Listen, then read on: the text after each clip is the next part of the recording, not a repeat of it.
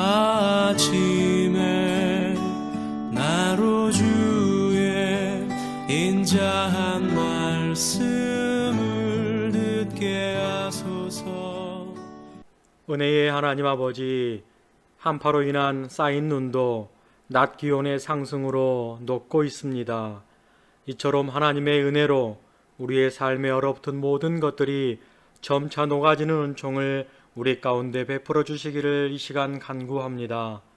더 이상 코로나의 어려움도 경제적 어려움도 회복되게 하여 주시고 일상의 모든 부분이 정상적인 삶이 되도록 은혜를 베풀어 주시옵소서.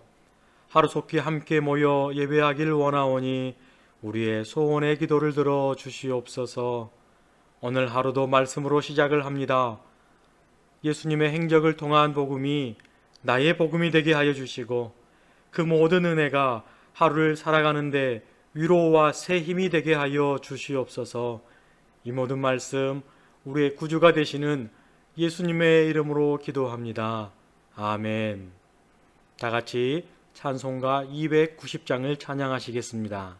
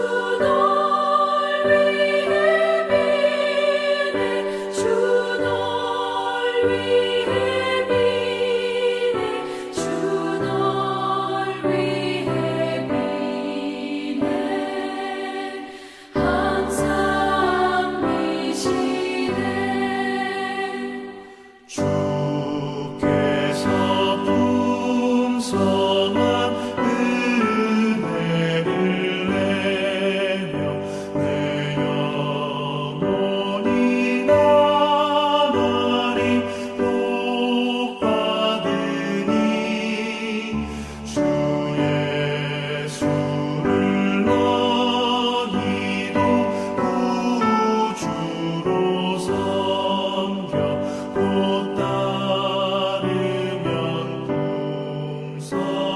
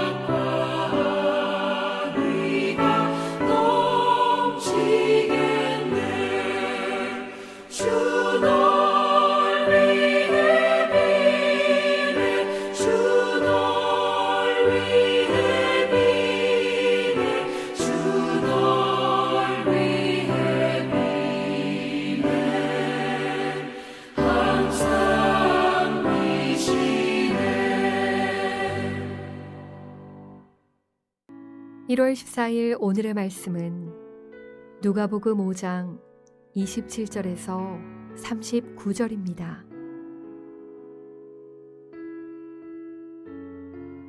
그 후에 예수께서 나가사 레위라 하는 세리가 세관에 앉아 있는 것을 보시고 나를 따르라 하시니 그가 모든 것을 버리고 일어나 따르니라. 레위가 예수를 위하여 자기 집에서 큰 잔치를 하니 세리와 다른 사람이 많이 함께 앉아 있는지라. 바리새인과 그들의 서기관들이 그 제자들을 비방하여 이르되 너희가 어찌하여 세리와 죄인과 함께 먹고 마시느냐. 예수께서 대답하여 이르시되 건강한 자에게는 의사가 쓸데없고 병든 자에게라야 쓸데있나니 내가 의인을 부르러 온 것이 아니요 죄인을 불러 회개시키러 왔노라. 그들이 예수께 말하되 요한의 제자는 자주 금식하며 기도하고 바리새인의 제자들도 또한 그리하되 당신의 제자들은 먹고 마시나이다. 예수께서 그들에게 이르시되 혼인집 손님들이 신랑과 함께 있을 때에 너희가 그 손님으로 금식하게 할 수 있느냐. 그러나 그날에 이르러 그들이 신랑을 빼앗기리니 그날에는 금식할 것이니라. 또 비유하여 이르시되 새 옷에서 한 조각을 찢어 낡은 옷에 붙이는 자가 없나니 만일 그렇게 하면 새 옷을 찢을 뿐이요 또 새 옷에서 찢은 조각이 낡은 것에 어울리지 아니하리라. 새 포도주를 낡은 가죽 부대에 넣는 자가 없나니 만일 그렇게 하면 새 포도주가 부대를 터뜨려 포도주가 쏟아지고 부대도 못 쓰게 되리라. 새 포도주는 새 부대에 넣어야 할 것이니라. 묵은 포도주를 마시고 새 것을 원하는 자가 없나니 이는 묵은 것이 좋다 함이니라. 오늘 하루도 우리를 부르신 예수님의 은혜로 살아가는 복된 날 되시기를 바랍니다. 어제의 말씀은 치유와 죄를 용서하시는 은혜를 통한 예수님의 권위를 우리가 함께 묵상하였습니다. 27절부터 시작된 오늘의 본문에는 죄인을 환대하시고 베풀어 주신 긍휼을 강조하고 있는데요. 말씀 묵상을 통하여 각자에게 맞는 은혜가 오늘 하루도 충만하시기를 바랍니다. 27절부터 32절에 걸쳐 세리인 레위를 부르신 장면이 등장을 합니다. 그런데 조금 특이한 점은 레위의 부르심과 그 부르심에 대한 응답이 너무나 즉각적이며 급진적으로 전개된다는 것입니다. 세리가 세간에 앉아 있는 것을 보시고 나를 따르나 하시니 그가 모든 것을 버리고 일어나 따르니라. 이처럼 레위를 부르신 장면은 오늘 본문과 평행 본문인 마태복음과 마가복음에 모두 등장을 하는데 동일하게 너무나 간결합니다. 하지만 레위의 즉각적인 응답과 그 응답 반응 뒤에 따라오는 것을 우리가 살펴본다면 이 본문이 우리에게 시사하는 바가 아주 크다는 것을 느낄 수 있습니다. 예수님 당시에 세리라는 직업은 죄인과 동급 정도로 여겼습니다. 세리들은 원래 세금 이상의 액수를 거두어 그 차액을 자신이 취하는 경우가 많았는데요. 그래서 이스라엘 사람들은 세리를 죄인, 창기, 이방인과 같이 취급하면서 배척을 하고 비난하였습니다. 이런 취급을 받고 있는 레위에게 예수님은 그를 유심히 보고 계셨습니다. 마치 의사가 환자를 진료하기 위해 관찰을 하듯 그런 모습으로 말입니다. 그리고서 찾아가 나를 따르라 이 한마디를 하십니다. 그러자 그 즉시 모든 것을 버리고 일어나 예수님을 따르게 됩니다. 그리고 나서 예수님을 위하여 이 레위가 자기 집에서 큰 잔치를 베풀게 되는데 그 광경을 보고 있던 바리새인과 서기관들이 비방을 합니다. 너희가 어찌하여 세리와 죄인과 함께 먹고 마시느냐. 충분히 유대인의 입장에서는 비방할 수 있는 부분입니다. 과거 일제 강점기 때 앞잡이로 살았던 자의 집에 독립운동가들이 찾아가 함께 먹고 마시는 그러한 장면이라고 생각하면 흡사합니다. 예수님은 비방을 하고 있던 그들에게 이렇게 말씀하십니다. 31절과 32절 말씀입니다. 예수께서 대답하여 이르시되 건강한 자에게는 의사가 쓸데없고 병든 자에게야 쓸데있나니 내가 의인을 부르러 온 것이 아니요 죄인을 불러 회개시키러 왔노라. 아멘. 이러한 모습을 통해 예수님은 두 가지를 우리에게 말씀하고 계십니다. 하나는 바로 우리가 세리인 레위와 같은 사람이었음을 알게 하시고, 또 다른 하나는 예수님이 오신 목적은 바로 죄인을 불러 회개시키기 위함을 깨닫게 하시는 목적입니다. 이러한 사실을 바로 알고 우리가 할 수 있는 것은 나를 부르신 예수님을 따르기 위해 모든 것을 버리는 것이고, 또한 즉시 일어나 예수님을 따르는 것입니다. 오늘 또 말씀 속에서 들려오시는 각자에게 부르심이 있다면 모든 것을 조금은 내려놓고 주님을 바로 따르는 무등의 성도님들이 되시기를 주님의 이름으로 축원합니다. 바리새인과 서기관들은 또 예수님께 질문을 하나 합니다.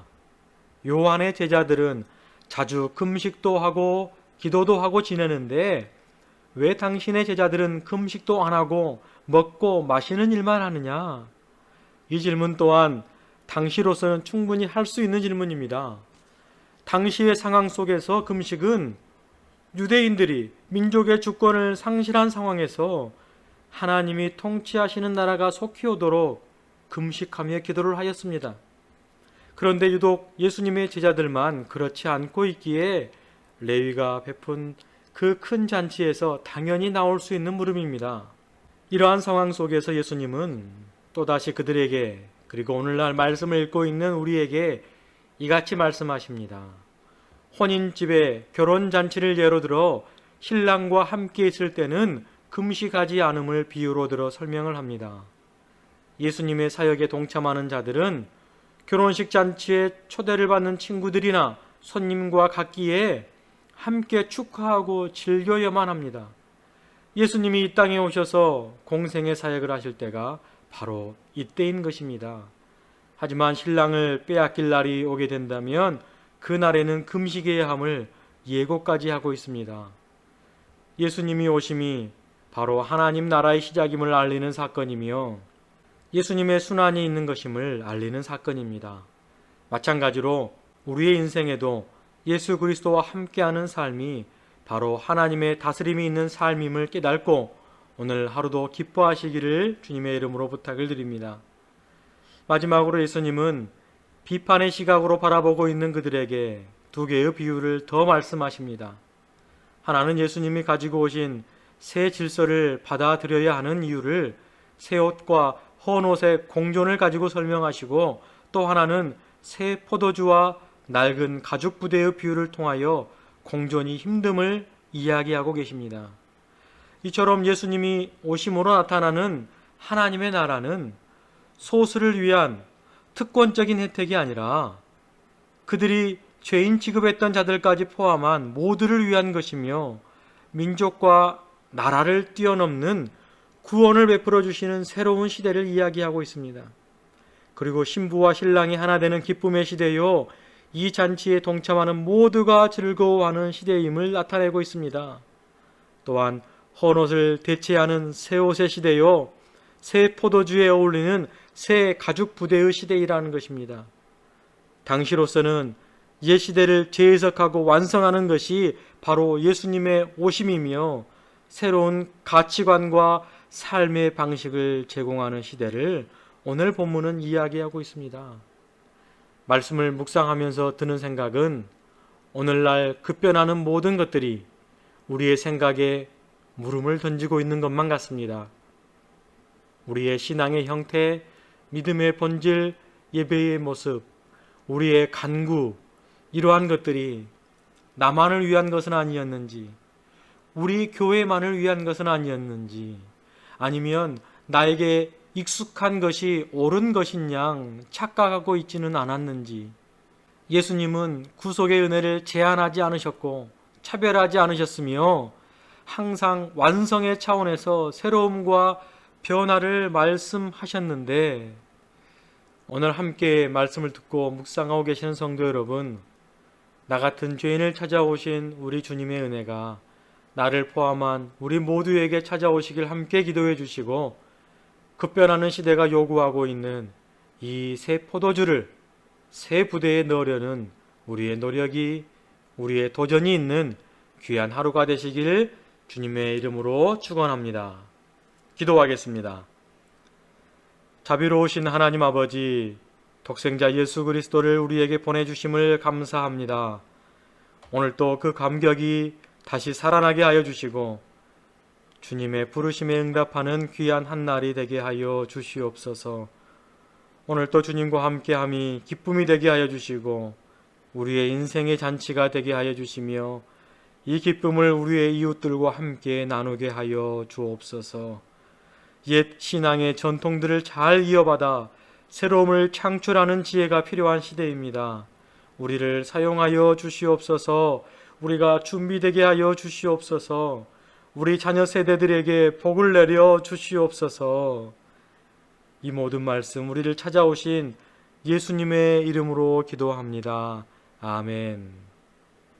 나라와 민족을 위해, 교회를 위해, 다음 세대를 위해, 그리고 여러분의 가정을 위해 이 시간 함께 기도하겠습니다.